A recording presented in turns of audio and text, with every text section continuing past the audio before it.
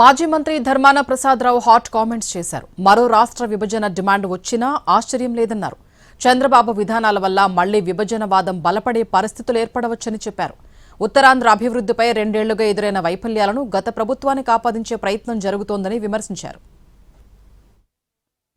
రాష్ట్ర ప్రజల అభిప్రాయాలకు వ్యతిరేకంగా ఈ వెనుకబడిన ప్రాంతాలు విశాఖపట్నం, శ్రీకాకుళం, విజయనగరం, అలాగే మన్యం, అక్కడ రాయలసీమ ప్రాంతాల తాలూకా అభిప్రాయాలకి భిన్నంగా రాజ్యాంగంలో చెప్పినటువంటి అన్ని ప్రాంతాలకు సంపద అనేది పంపిణీ చేయాలన్నటువంటి మార్గదర్శక సూత్రాలకు వ్యతిరేకంగా మళ్ళీ మీరు డబ్బంతా చివరి దశలో ఎంత అనుభవం కలిగినటువంటి మీరు మళ్ళీ ఖర్చు పెడుతున్నారు. అక్కడ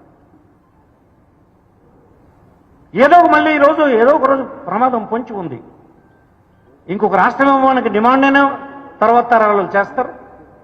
ఇక్కడ నుంచి మీరు పొండినటువంటి స్లోగన్ అయినా ఆ ప్రాంతంలో ఇంకొక రోజు రాదనేది కూడా నేను చెప్పలేను.